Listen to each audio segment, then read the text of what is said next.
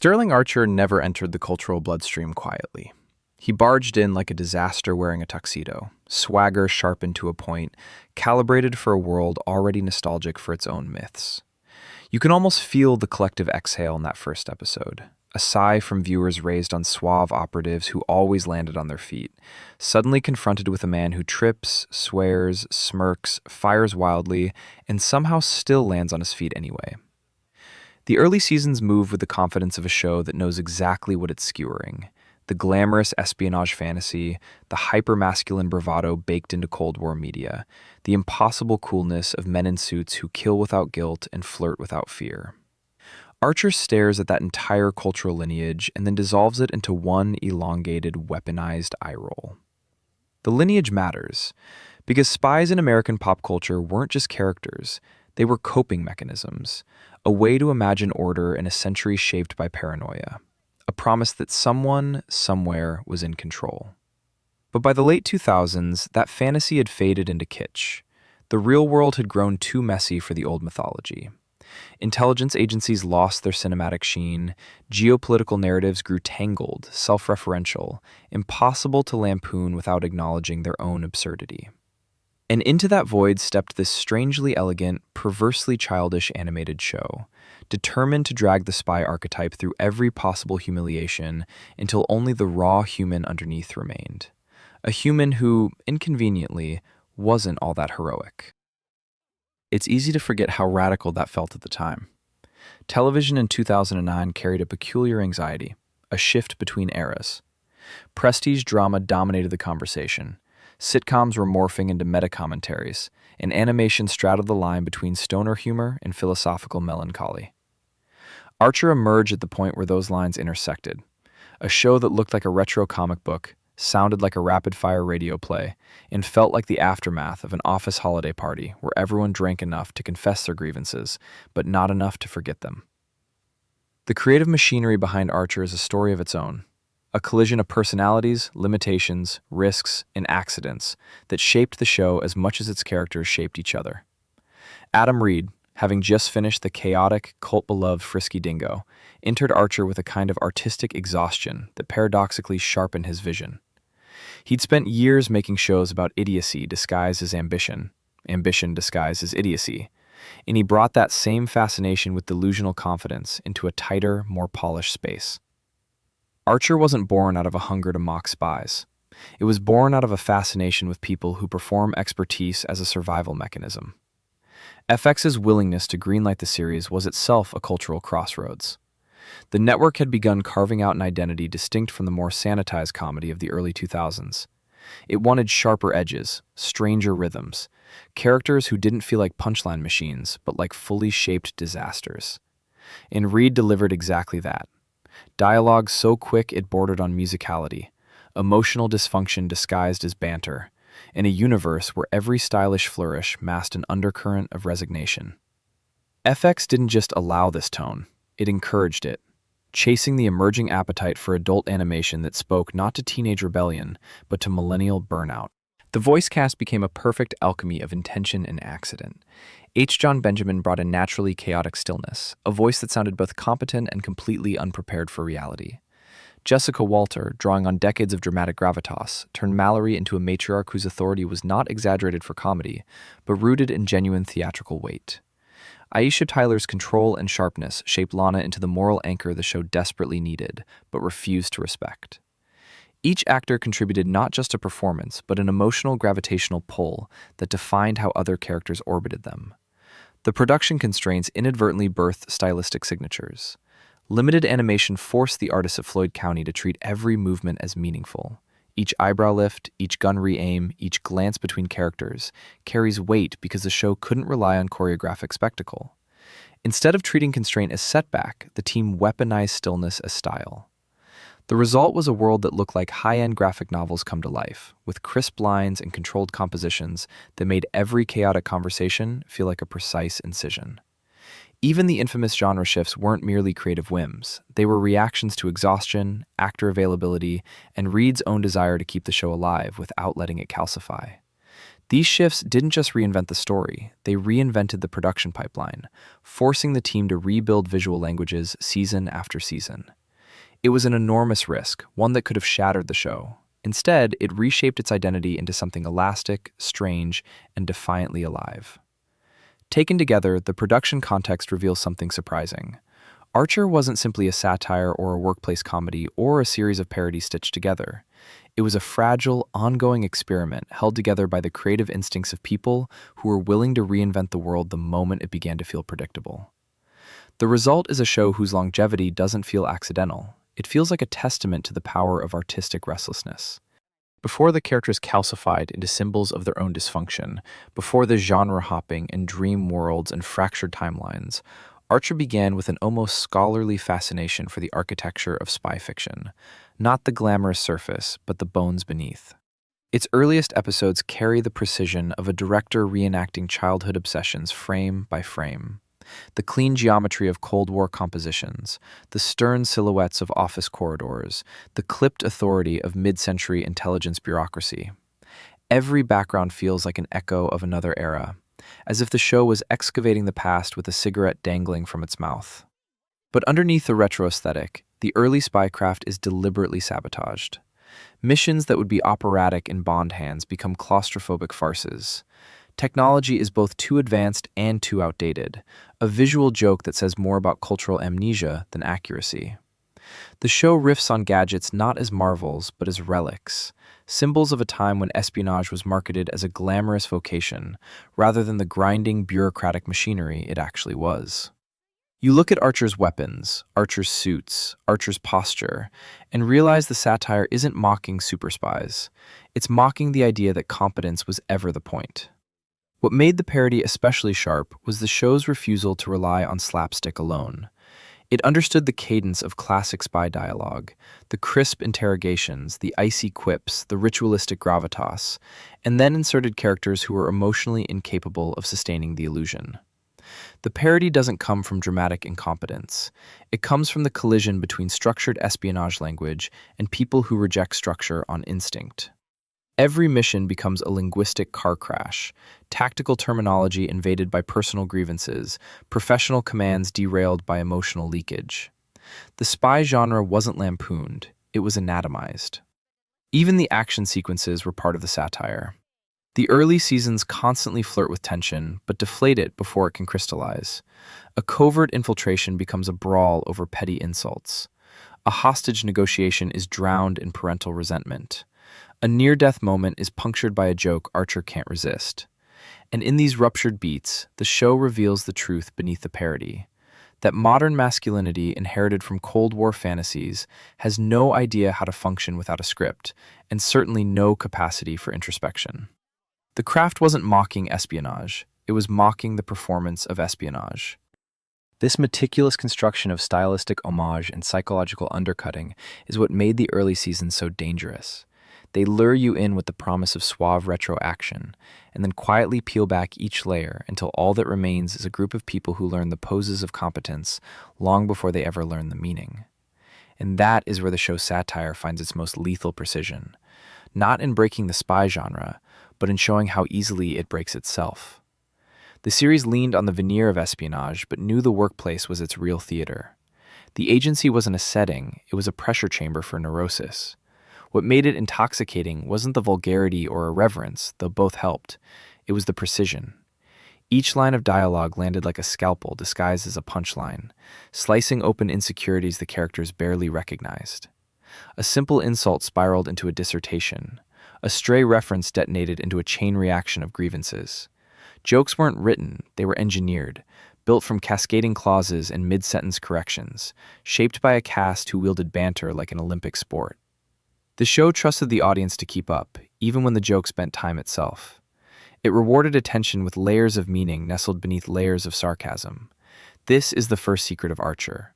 The world is ridiculous, and the people navigating it must speak fast to survive. And nowhere is that ridiculousness more apparent than in the design of ISIS, an acronym that now feels radioactive, but then existed in that narrow window when the letters were just letters, a bureaucratic stamp for a spy agency so catastrophically mismanaged that the espionage seemed like an afterthought. Looking back, the irony is thick enough to taste. An animated show with its absurdist humor unknowingly borrowed a name that real-world events would later twist into something unspeakably grim. But that's the dangerous seduction of satire. The line between parody and history is thinner than anyone wants to admit. Watching early Archer episodes today feels like a visitation from a parallel timeline, one where jokes lived innocently, unaware of the darkness waiting to claim their vocabulary. Even then, the acronym was never the point. The office itself was the true battleground, a labyrinth of petty power grabs, fragile egos, and HR nightmares disguised as mission briefings. A place where coworkers held grudges with the devotion of monks preserving sacred texts. A place where every fragile alliance snapped under the weight of one snide remark. The spy missions simply provided structure, like bones beneath chaos. You could swap a gunfight for a board meeting and the emotional stakes would stay the same. At the center of that chaos sat Mallory Archer, the matriarch whose voice alone could sharpen the air. Mallory didn't run ISIS with efficiency. She ran it with the kind of iron-willed pettiness that makes institutions feel inevitable. She was the embodiment of old-world ambition, all sharp jewelry and sharper judgment, navigating geopolitical crises with the same venom she used on her staff's expense reports. Mallory didn't need gadgets. She weaponized her disappointment. And Sterling, for all his talent, was simply the most prominent casualty of her emotional shrapnel. The dynamic between them formed the show's gravitational core. Their relationship wasn't tender, not even in dysfunctional ways. It was transactional affection mixed with professional manipulation, a bond forged in emotional scarcity. Sterling sought validation from a woman allergic to intimacy. Mallory saw in him both her greatest investment and her deepest failure. Their scenes together crackle with the exhaustion of two people who know each other too well to lie effectively and too poorly to comfort one another.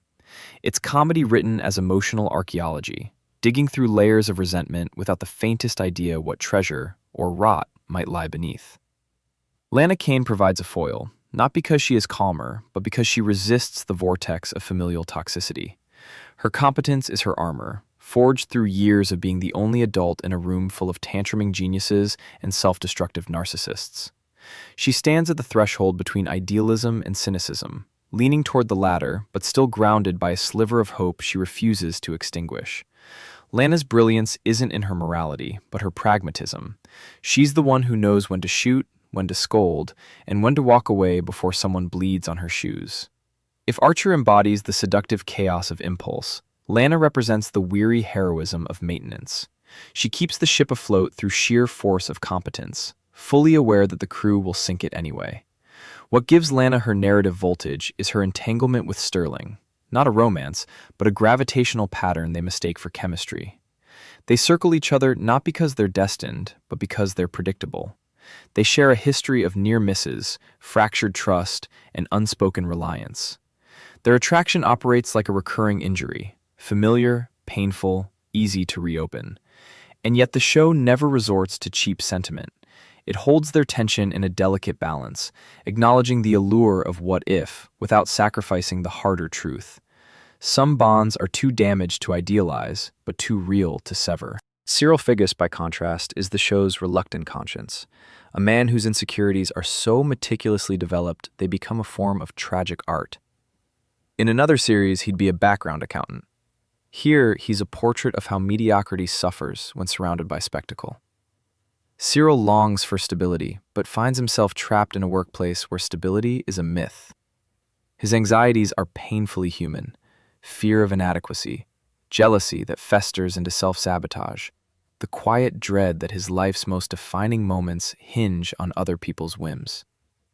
Through Cyril, the show reveals its most biting insight. The world doesn't punish incompetence nearly as much as it punishes self-awareness. Which brings the narrative finally to Cheryl. Charlene, Carol, choose your iteration. She doesn't exist within the logic of the agency. She is the rupture in that logic. Every line she speaks fractures the narrative with the glee of a child smashing heirlooms. Cheryl embodies the instability of identity in late capitalist culture, where reinvention is currency and madness becomes performance art.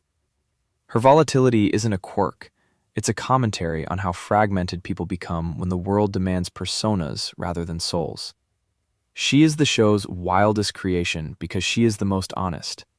a character who admits that chaos is soothing when reality feels suffocating. 𝐂𝐮𝐥, meanwhile, dissolves the boundary between science fiction and ethical malpractice, the kind of man who sees human flesh as both clay and challenge. Every invention he produces feels like an apology for existing. And yet, his presence deepens the show's world-building, reminding us that the line between brilliance and monstrosity is drawn by people who rarely stop to check which side they fall on. Through its ensemble, Archer constructs a universe where dysfunction is not merely comedic fuel, but the architecture of identity. Each character walks through life carrying past wounds like contraband. Mallory hides her regrets in martinis. Lana buries hers under competence. Cyril clutches his like a security blanket. Cheryl burns hers for warmth. And Sterling drinks his. They are not parodies, they are parables performed at gunpoint. The animation style reinforces this, with its graphic novel elegance and noir-inspired lighting, emphasizing sharp cheekbones and sharper silhouettes. The characters rarely soften visually, their bodies speak the same hard language as their voices. The world around them is rendered with a formality that mocks their chaos, environments so crisp they feel hungover from their own geometry. It's a universe that looks ordered so the characters don't have to be.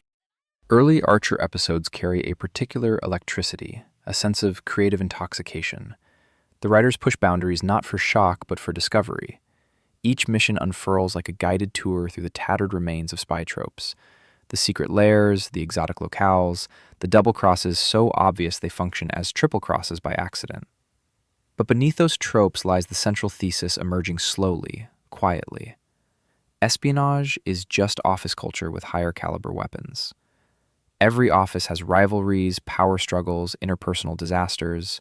ISIS just decorates them with explosions. This insight gives the show its durability. Spy fiction ages quickly. Workplace dynamics do not. There's something universal in seeing people who despise each other team up because payroll demands it. Something painfully familiar in watching a boss who plays favorites despite claiming professional objectivity.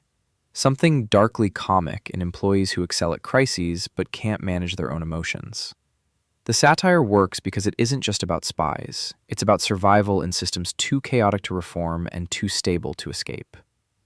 And yet, lurking beneath the early comedic brilliance is a thread of melancholy so fine you almost miss it. Sterling Archer, for all his swagger and cruelty, is a deeply lonely man.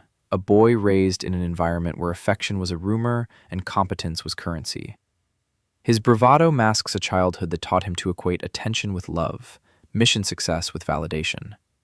The show never excuses him, but it explains him. And that explanation grows heavier as seasons pass, gaining texture each time he confronts his past, even briefly. The series could have stayed trapped in its own perfection, repeating the formula until it calcified. But Archer refused stasis. Instead, it mutated, violently, fearlessly, almost recklessly. The genre-shifting seasons were not reinvention for reinvention's sake. They were an artistic compulsion, like a snake shedding skin to outrun its own stagnation. But that evolution belongs to the next turn of the narrative, the place where the series begins testing its limits and discovering the cost of transformation. The metamorphosis begins almost imperceptibly, like a hairline fracture spreading across a pane of glass, beautiful at first, then unsettling once you realize it's still growing. The show starts bending its own reality, not to escape it, but to peer through the cracks. Storylines drift toward the surreal, as though the creators sense that the original framework had reached its maximum structural load. The spy agency still functioned, missions still spiraled into calamity, and Sterling still wore his invincible smirk, but the world around him started breathing differently. The jokes lingered a fraction longer.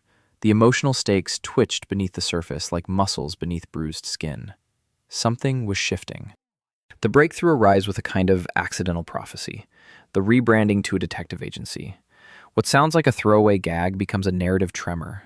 Suddenly, the office isn't an espionage fortress. It's a down-market gumshoe operation, a place where the glamour has been traded for dustier hallways and mysteries that reek of damp carpet. The shift feels like a commentary on the characters themselves, as though their world is contracting, suffocating them with its smallness. Here, in this deliberately downgraded workspace, we glimpse the show discovering a profound truth. The genre doesn't define the dysfunction defines the genre. And then the series takes a breath so deep it becomes a plunge. The coma seasons arrive, their existence both audacious and divisive, a narrative gamble so large it feels like an act of creative brinkmanship. Each coma dream is a mirror, warping the characters into exaggerated echoes of their core traits. Archer the hard-boiled captain in Noir, Archer the suave pilot in Danger Island, Archer the spacefaring malcontent in 1999. But what matters isn't the novelty, it's the exposure. These dream worlds strip away the external markers, no agency, no missions, no official roles to hide behind, and leave only archetypes sculpted from the subconscious of a man who never learned to articulate his own longing. In the noir landscape, the city sweats under a heat that feels personal, as if the atmosphere itself resents Archer for showing up. The darkness is not just visual, it's emotional, a shadow drawn from years of unresolved resentment and barely managed grief. Here, Lana transforms into a lounge singer whose voice carries the ache of roads never taken. Mallory shifts into a crime queen with monarchic disdain, and Cheryl evolves into a wild card tethered to nothing but impulse. These incarnations are not deviations, they are sharpened truths. The dream version of each character retains only the parts Archer cannot stop noticing, magnified until the edges cut. Danger Island approaches memory differently. Instead of shadows, it chooses sunlight, blinding, humid, feverish. The jungle setting turns the ensemble into feral caricatures, liberated from responsibility, enslaved to instinct. And in that sun-drenched chaos, Archer becomes something like a self-mythologizing protagonist, a man convinced he could outrun consequence if the landscape remained lush enough. Yet every comedic beat carries an undercurrent of desperation, as if he's trying to rewrite his identity in a place so unrealistic that failure becomes impossible. The world lets him pretend, for a moment. By the time Archer 1999 takes flight, the series seems to understand the irony. Even in the vastness of space, Archer remains trapped inside himself.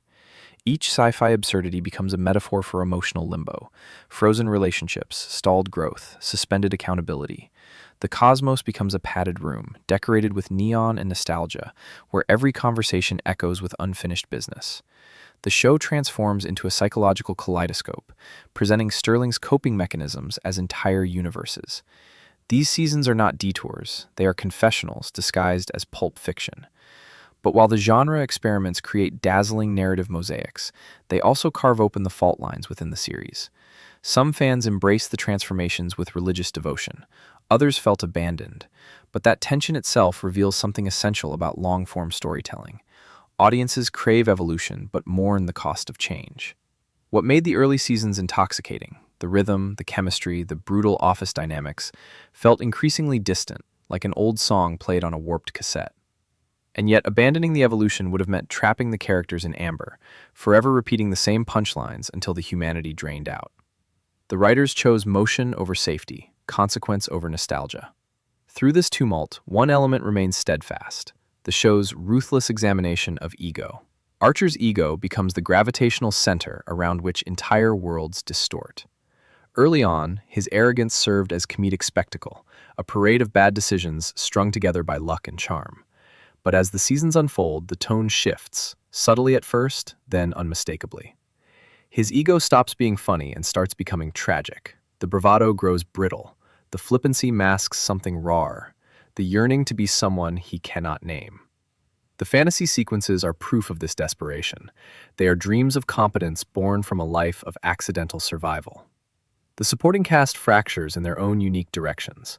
Lana becomes a mother, a transformation that ripples through the narrative like a seismic event.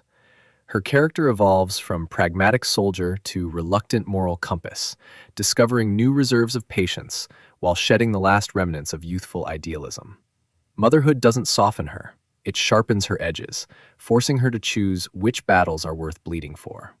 Her frustration with Archer's stagnation becomes sharper, not because she expects more from him, but because she expects more from herself now. Watching her navigate that shift feels like witnessing someone step out of a role they no longer fit, leaving behind the version of themselves that once felt immortal. Cyril's descent is more delicate and more devastating. The show reveals a man whose failures accumulate like scar tissue, each season deepening the imprint of insecurity until he becomes a silhouette of the person he wanted to be. Instead of redemption, he receives metamorphosis of a darker sort. Pettiness hardened into strategy, self-doubt sharpened into offense. 𝐂𝐮𝐥 becomes a study in how insecurity grows teeth. His evolution is less dramatic than the genre shifts, but more resonant, because it reflects a truth no one wants to admit. People don't always grow. Sometimes they calcify. Cheryl's chaos mutates into something mythic, an escalating operatic absurdity that transforms her from eccentric coworker into a force of narrative entropy. She becomes poetry carved from instability, a reminder that some people survive by leaning into their fractures rather than resisting them. Her madness becomes a language the show speaks fluently, a dialect of vulnerability disguised as comedy. Cheryl isn't random. She's a portrait of a person who found liberation inside her own fragmentation. Krieger, meanwhile, becomes a ghost haunting his own moral failings. His storyline dances around existential horror with comedic finesse, a man whose scientific achievements border on divine, but whose ethical compass lies in pieces on the floor. The show never resolves his contradictions, because resolution would betray the central idea he represents. Intelligence untethered from humanity creates monsters who smile. Pam, by contrast, becomes the quiet heartbeat of the ensemble. Her transformation from HR punchline to emotional linchpin reveals how compassion can be both armor and weapon. She carries others' burdens with a sturdiness they barely notice, becoming the one character whose growth feels genuinely hopeful. Pam is proof that people can evolve without shedding their essence. She adapts but never loses her warmth. She changes but never erases her past. Then comes the return from the coma. A moment that could have easily collapsed under its own thematic weight instead crystallizes the show's ambition. The characters reawaken into a world both familiar and altered, older, wearier, a little less enchanted by their own theatrics. Archer's traumatic recovery forces the narrative to grapple with consequences it once waved away with a joke. He must relearn the rhythms of his old life while facing the shame of having lost years to a dream that made him feel heroic. His reintegration into ISIS becomes an exercise in humility, though he'd never call it that. The world moved on without him. The people he relies on built lives that no longer orbit his whims. The emotional shift is subtle but tectonic. The jokes remain sharp, but the cadence is different. There's a new gravity to the humor, a recognition that time has passed and left wrinkles the characters can't iron out. The show begins interrogating its own mythology. It allows characters to acknowledge their fatigue. It lets them question the cycles they've been trapped in. This self-awareness doesn't dilute the comedy. It deepens it, rooting the humor in a broader meditation on aging, resilience, and the uncomfortable truth that even narcissists eventually feel the weight of mortality. This phase of the show exposes a contradiction at the core of long-running satire: how to maintain irreverence without becoming hollow. Archer chooses vulnerability as the answer.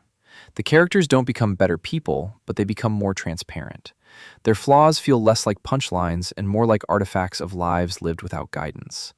The agency remains a disaster, but the disaster carries history now. History that stains the walls like nicotine or cheap cologne. Mallory's final seasons embody this shift more starkly than any other character. Her voice aches with age, not weakness, but the erosion of invincibility. Her authority feels less mythic, more human. She has spent decades molding a son she can barely love and a career she can barely justify.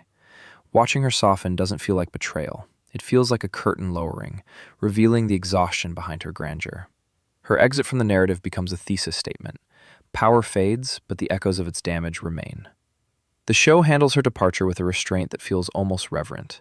There is no melodrama, no grand elegy, just the quiet recognition that even titans eventually crumble into memory. And in that absence, Sterling finally confronts the hollow ache he's been outrunning since childhood. His bravado flickers. His jokes land with the faint aftertaste of defensive habit. He feels small, not because the world diminishes him, but because the person he defined himself against has vanished. Without Mallory, he has no silhouette to push against, no mirror to shatter, no gravitational force pulling him back into contradiction. Her absence becomes the space where the show's emotional truth finally steps into view.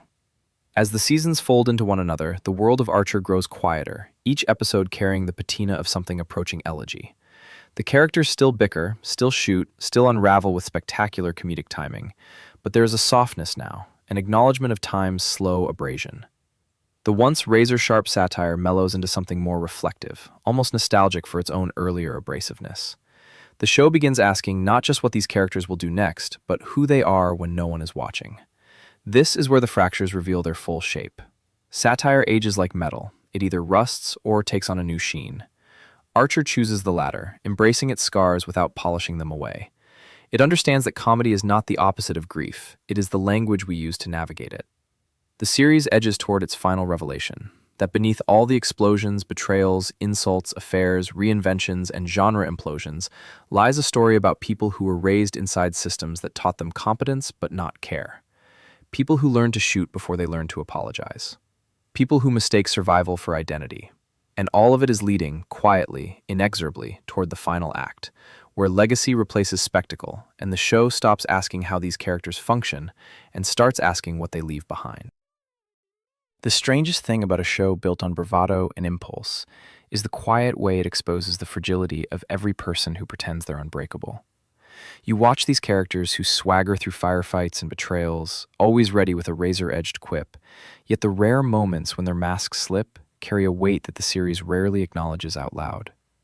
It's in the shaky breath Archer tries to hide after seeing someone he loves nearly die, or in Lana's eyes when she realizes she's built a life out of perpetual vigilance, or in Cyril's stiff attempt at dignity before he collapses into another spiral.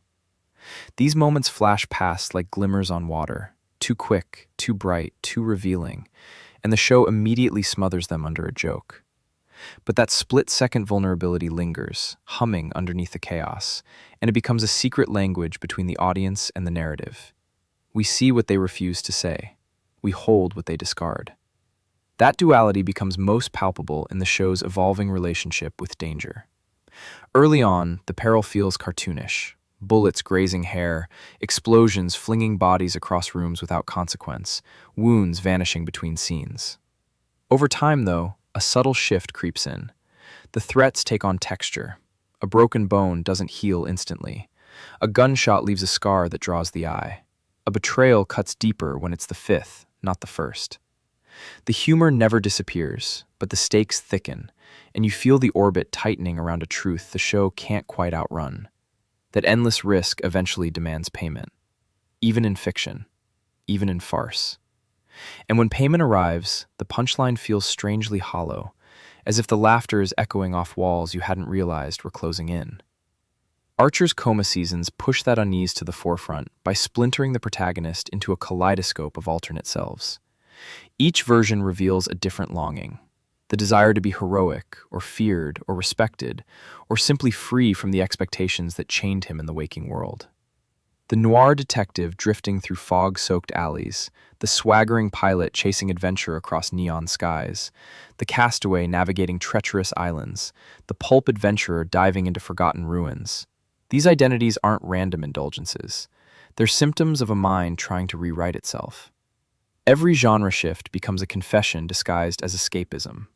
The dream worlds offer safety without vulnerability, consequence without responsibility, reinvention without self-confrontation. But they also expose a deeper sadness, that even in fantasies of infinite possibility, he can't imagine a life without conflict. The beauty of those alternate realities is how they stretch the show's stylistic vocabulary without abandoning its emotional DNA. The smoky chiaroscuro of the noir arc casts every movement in long, trembling shadows, as if regret itself were clean to the walls. The science fiction odyssey hums with a synthetic pulse, every light flicker revealing the outline of a question no one wants to ask. The island pulp adventure leans into sun-bleached hues and sweat-slick tension, each frame suggesting that paradise is just another flavor of danger. Yet woven through all of these worlds is the same rhythm of longing, the desire to be understood without needing to explain, the desire to be forgiven without admitting guilt, the desire to be loved without being known. And as the coma balloons into years of storytelling, time itself becomes a silent antagonist. You feel the weight of it in the small details, the way voices soften around each other, the way their banter carries faint traces of nostalgia, the way their wounds, emotional more than physical, accumulate like sediment. Characters who once ricocheted off each other with gensetic energy begin to move with a subtle weariness, not from failure, but from endurance. They've survived too much, learned too little, and grown in ways they barely recognize.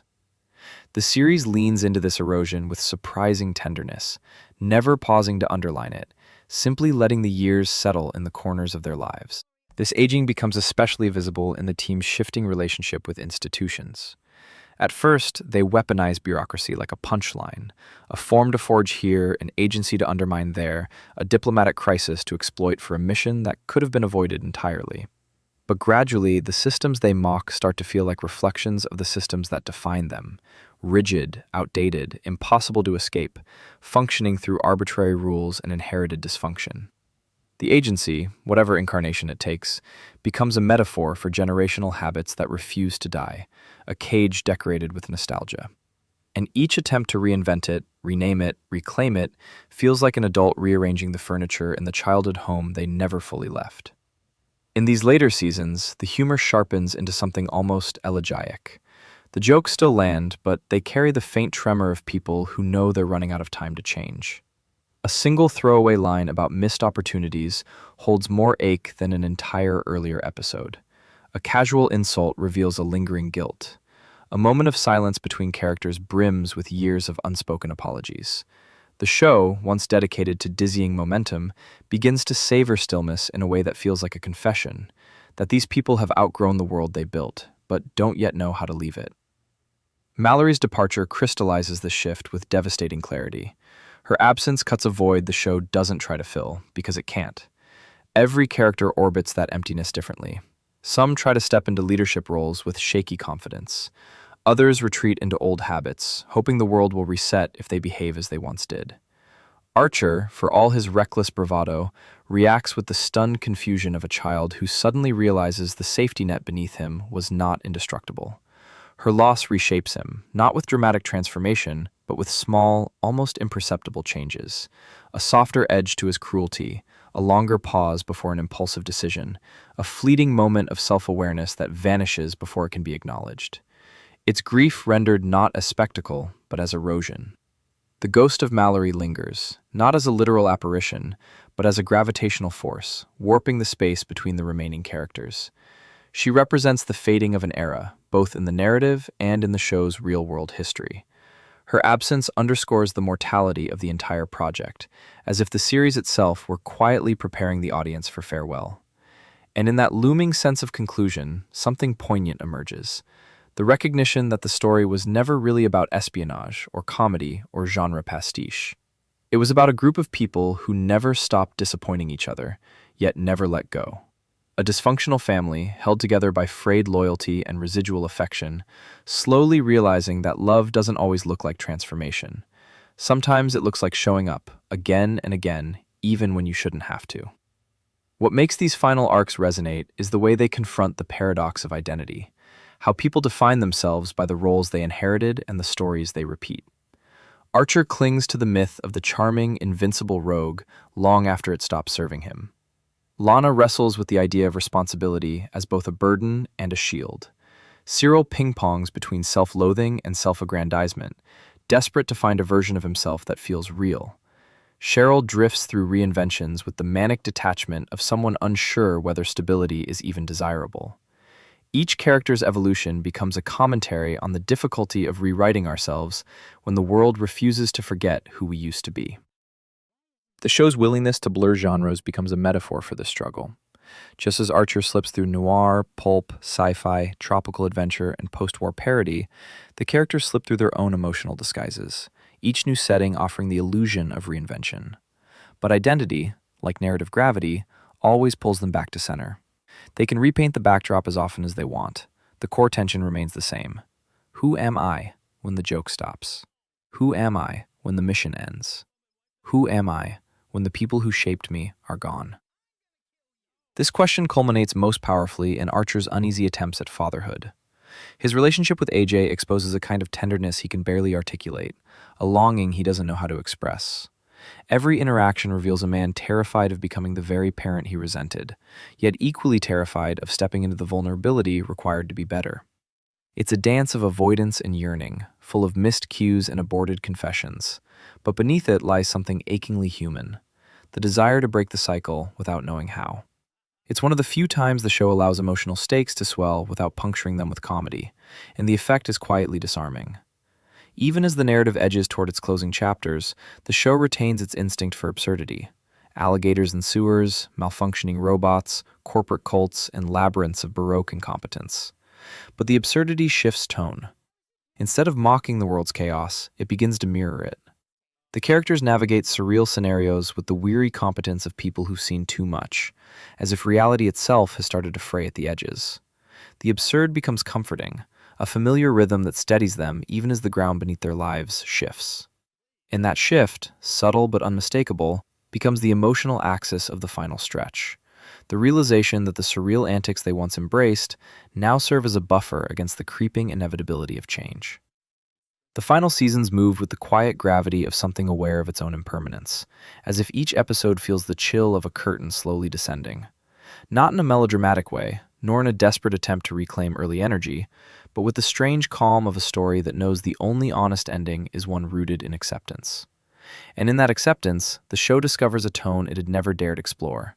Not somber, not triumphant, but reflective, like a late-night conversation between people who've spent years pretending they didn't need to talk.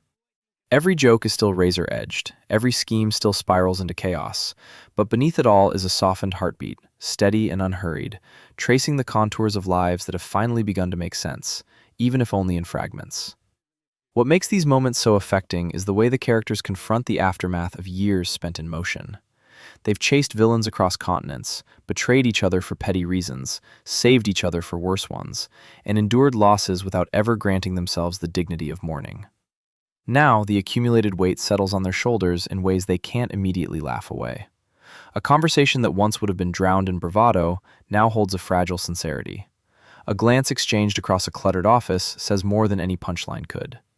Even the silence carries narrative tension, thick with memory and regret and a curious tenderness they're finally allowing themselves to feel. Archer, especially, begins to move with a different rhythm. The swagger is still there, brittle and performative, but it's tempered by moments where he seems to genuinely consider the consequences of his impulses. He pauses before speaking, hesitates before pulling a trigger, lingers in doorways as if debating whether the room he's entering is part of a life he still wants. It's not redemption, the show is smarter than that, but it's an honesty the character never previously allowed. And that honesty reshapes him more than any dramatic transformation ever could. It's the slow, uneven shift of someone realizing that survival alone isn't meaning, that endurance isn't growth, that humor isn't healing unless paired with truth. Lana's evolution mirrors his in a different register. She carries the exhaustion of someone who spent years resisting the gravitational pull of chaos, only to realize that resistance became its own form of entrapment. Her pursuit of responsibility was meant to shield her from the self-destruction surrounding her, yet it often turned her into a brittle version of herself, angry, impatient, perpetually bracing for disaster. But in these later arcs, she softens without losing her conviction. She speaks more clearly, listens more patiently, allows herself to want things beyond survival. Her dynamic with Archer, once a battlefield of unresolved resentment, settles into something textured and bittersweet.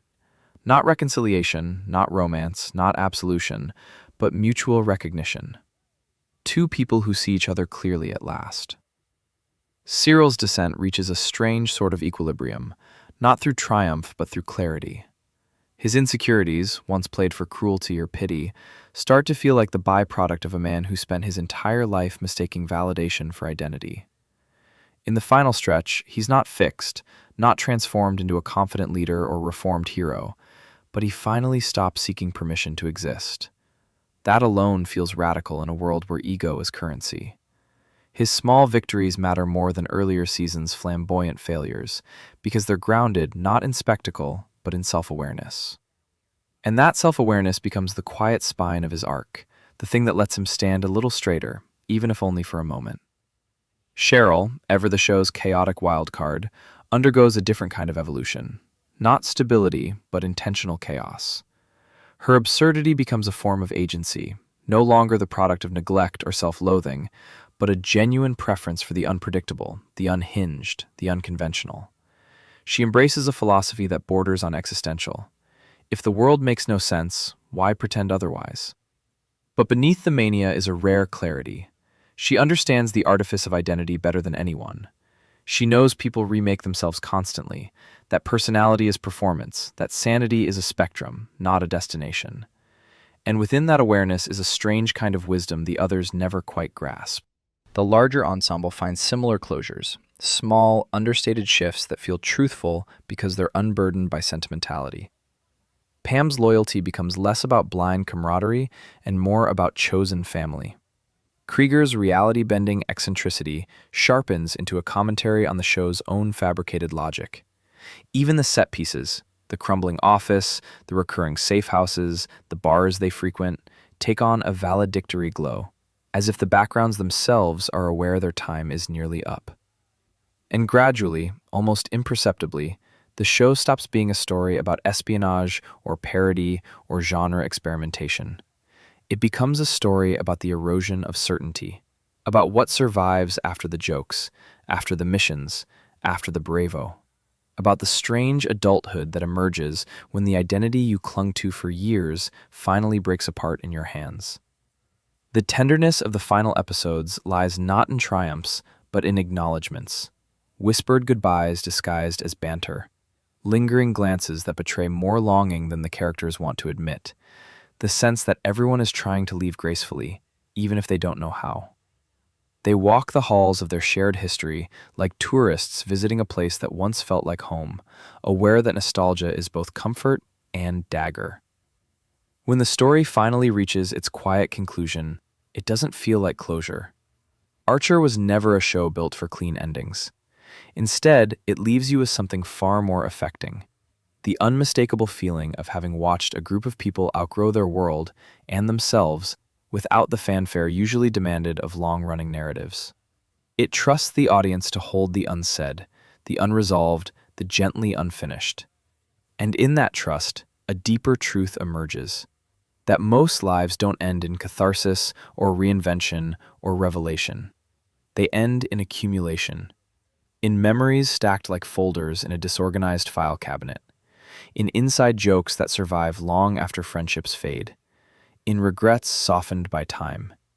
In a quiet hope that the people who shaped us, for better or worse, understood at least a fraction of who we were trying to be. The legacy of Archer isn't its genre shifts, or its sharp humor, or its iconic one-liners, though those endure like carved initials on a bar table. Its legacy is emotional. The portrait of dysfunction so absurd it loops back into honesty, the kind of honesty people rarely admit to in daylight. A reminder that even the most chaotic lives cling to meaning, that even the most abrasive people carry tenderness they're terrified to show, that even the most destructive relationships can hold a strange, aching kind of love. And when the final scene fades, you're left with a sensation impossible to articulate cleanly. A tug in the chest, a ghost of a laugh, a faint sting of nostalgia for a world that never truly existed, yet somehow feels like a memory. You remember the chaos, the absurdity, the heartbreak, the laughter. You remember the people, flawed and fierce and ridiculous. You remember the long arc of a story that disguised its tenderness beneath layers of sarcasm. Most of all, you remember the quiet realization that grows in the show's final moments. That the greatest stories aren't the ones about who we were, or what we did, or even who we loved. They're the ones that teach us how to live with the versions of ourselves we never quite became, and how to forgive them. And yet, long after the last quip dissolves into the static of memory, the show's strangest accomplishment reveals itself. How a series built on flippancy and irresponsibility became a time capsule for an era that didn't know how to take itself seriously. It captured a cultural mood that lived between wars, recessions, cynicism, and overstimulation. An age where sincerity felt dangerous, and humor became the armor everyone wore to bed. Archer's world, with its anachronistic tech, mismatched fashion, Cold War paranoia, and digital age nihilism. It wasn't a parody of spy fiction, so much as a parody of modern existence, where everyone acts like they're improvising competence while privately drowning. The more distance you gain from it, the more you realize how perfectly it mirrored a generation's emotional vocabulary. The rapid-fire jokes echo the way people learn to speak online, defensively, cleverly, always 2 steps ahead of vulnerability. The endless genre shifts resemble the instability of a culture redefining itself every 6 months. The characters' arrested development reflects a society whose milestones keep slipping further away. Stable jobs, lasting relationships, coherent identity. And the show's refusal to moralize, to clean up its messes, to pretend its worst impulses were part of a long-term plan, that was its most honest commentary of all. Because Archer never promised growth, only exposure. It stripped its characters of illusions the way the world strips illusions from adults as they age, quietly, relentlessly, without ceremony. What made the humor so biting wasn't the cruelty, but the accuracy. You laughed because you recognized the chaos. You winced because the chaos recognized you back. Even the animation style, sharp-edged and beautifully static, felt like a portrait of people stuck between frames, unable to outrun the outlines they were drawn into. Every movement carried the weight of effort. Every gesture felt like a reminder that progress, especially emotional progress, is something earned, not animated automatically. In that way, the show did what few comedies dare. It acknowledged that staying the same forever is not a sustainable joke. Eventually, the punchline lands somewhere too close to the heart. But for all its serrated satire, Archer offered something unexpectedly generous. Not hope exactly. Hope was too earnest for its vocabulary, but a kind of reassurance wrapped in sarcasm. That even the most dysfunctional group can form a family of sorts. That connection doesn't always look noble or healthy or aspirational. Sometimes it looks like people who can barely stand each other choosing, again and again, not to leave. Not because they're trapped, but because even broken histories have gravity. And perhaps that's why the show lingers in the mind long after the plotlines blur. It's not the missions or the explosions or the elaborate insults. It's the familiarity of seeing people who are spectacularly bad at being human try anyway. It's the strange comfort of watching characters who sabotage themselves with such commitment that you begin examining your own self-sabotage with the same dry amusement. It's the realization that the line between comedy and confession is thinner than anyone likes to admit. As years pass, Archer feels less like a satirical spy series and more like a diary written in someone else's handwriting. The kind you find accidentally, read too quickly, and realize with quiet surprise that its emotional syntax matches your own. You recognize the pride masking fear, the humor shielding disappointment, the bravado that dissolves when no one's watching. You see pieces of yourself in characters you would never want to meet, and that recognition is strangely tender. Every long-running show becomes a kind of temporal mirror, measuring the distance between who you were when you first watched it and who you are now. Archer's mirror is sharper than most, reflecting not only aging characters but aging viewers. You see how your laughter has changed, how your patience has shifted, how your empathy has grown. And somewhere along that timeline, you realize the show didn't just entertain you, it accompanied you. Through distractions, through spirals, through reinventions, through losses you didn't know how to name. When the final echoes fade and the characters step off their stage, what remains isn't a definitive lesson or a triumphant thesis. Instead, it's a quiet acknowledgement of something both humble and profound. Most of us are improvising. Most of us are trying to be better without knowing how. Most of us are stumbling through identities that don't always fit, clinging to humor because it's easier than honesty, returning to old patterns because they feel safer than change. And yet, we continue. We grow in crooked lines. We apologize badly. We try again. We fail with flair. We love in ways that don't look cinematic. We speak in jokes when we mean confessions. We hold on to people longer than we should, not out of dependence, but out of a stubborn belief that shared history has its own kind of sanctity. Archer understood that better than it ever admitted. Beneath every absurd plotline was the quiet heartbeat of people learning to live with themselves, with one another, with the weight of choices they didn't know how to unmake. In its final sigh, the show leaves you with a question disguised as nostalgia. What parts of your past are you still trying to outgrow? And which parts are you finally ready to forgive? And maybe that's the real punchline. That in the end, the show's irreverence becomes a form of grace. A reminder that even the most chaotic lives deserve softness. That humor can be a bridge, not a barrier. That imperfection is not disqualifying, but humanizing. And that the stories we carry, messy, jagged, unresolved, are often the ones that shape us most. By the time the screen cuts to black, you're left not with laughter, but with a strangely gentle understanding. The world is absurd. Identity is unstable. Relationships are complicated. and growing up is a negotiation you never quite finish. But if you can meet all of that with courage, curiosity, and a little bit of humor, perhaps that's enough. Perhaps it always was.